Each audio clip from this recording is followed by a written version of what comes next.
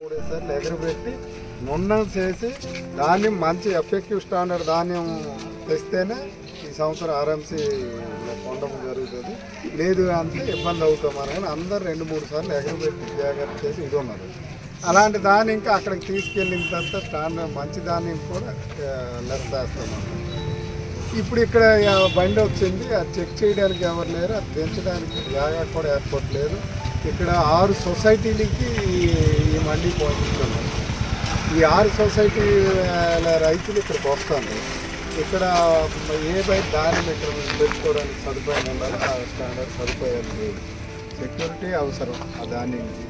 ఇక్కడ నుండి వెళ్ళిన వాళ్ళు ఇక్కడ తెచ్చిన ట్రాక్టర్ నుండి దించడానికి కలాస అవసరం, కలాసం లేదు. ఇవన్నీ ప్రాబ్లమ్స్. మళ్ళీ అయితే మేము మాట్లాడలేదు సార్, చక్కెర మేము మా సొసైటీతో మాట్లాడలేదు. రైతులు పండించిన ధాన్యం కొనుగోలుకై మండీ ప్రారంభం జరిగి 9 రోజులు పూర్తయిన ఈనాటికి కూడా రైతుల వద్ద ధాన్యం కొనుగోలు చేయడం లేదని అన్నదాతలు ఆందోళన చేపట్టారు. గురువారం పర్లాకిమిడి పట్టణంలోని ప్రాంతీయ మార్కెటింగ్ కమిటీ గోదాం ఆర్ఎంసీ వద్దకు చేరుకొని నిరసన చేపట్టారు. మిల్లుకి వెళ్ళిపోతే వీళ్ళందరూ చెక్ చేసినట్టు అయిపోతుంది.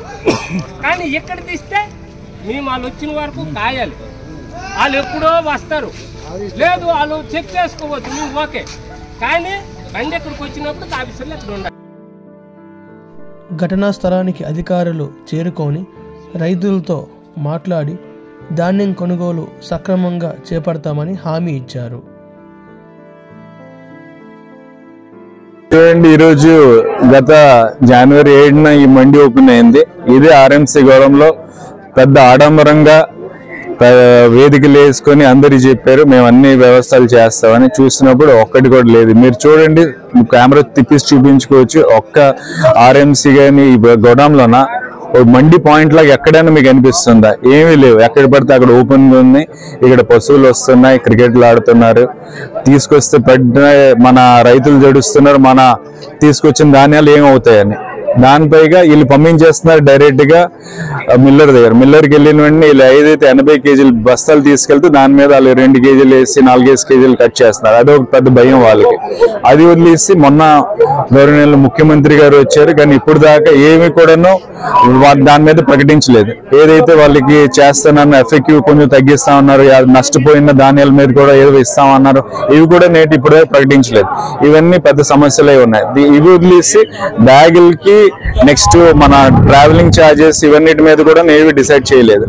పైగా వాళ్ళు ఒకటే చెప్తున్నారు, బాబు మా పాయింట్లోన మా ఊర్లోన సెక్రటరీలు వచ్చి అక్కడే చాయిస్ చేసేస్తారు. ఏదైతే బాగున్నాయో ధాన్యాలు వాళ్ళని ఇక్కడికి తెస్తారు మండిని. ఇక్కడ నుండి మిల్లర్ పంపించే వ్యవస్థ ఏదైతే ఉందో వాళ్ళ బాధ్యత అది చేస్తారు. కానీ అన్ని తీసుకొచ్చి వాళ్ళు ఇక్కడ ప్రాబ్లంలో పట్టేసి వాళ్ళకి ఎటువంటి తిప్పడంలో పెద్ద ఆ తప్పు చేయకూడదని మనం హెచ్చరించినాం వాళ్ళకి.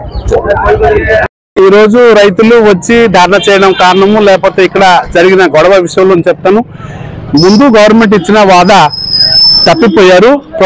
గవర్నమెంట్ ఫస్ట్ చెప్పారు మండిలోనే ధాన్యం రైతులు అమ్ముతారని చెప్పారు. తర్వాత రైతులు ఇక్కడికి వచ్చిన తర్వాత డిపార్ట్మెంట్ వాళ్ళు మిల్లు యార్డ్కి పంపించడానికి రైతులు చాలా కోపం అయిపోయారు. అక్కడ నుంచి తెలిసిన తర్వాత డిపార్ట్మెంట్ వాళ్ళు పిలిచిన తర్వాత అక్కడ ధర్నా పెట్టారు. రైతులు ఆందోళనకి దిగారు. దాని ఇక్కడ మేము తీస్తామని కానీ పట్టారు. లాస్ట్కి ఏడీఎం గారు అందరూ వచ్చిన తర్వాత డిసైడ్ అయింది రైతులు ధాన్యం ఇక్కడే ఉంచుతారు, మిల్లు యార్డ్కి వెళ్ళరు. మిల్లు యార్డ్కి వెళ్తే రైతులకు ఎక్కువ డబ్బులు ఖర్చు అవుతుంది కాబట్టి ఇక్కడే ధాన్యం దించుకొని రైతులు ధాన్యం అమ్ముతారనుకుని నిర్ణయం అయింది.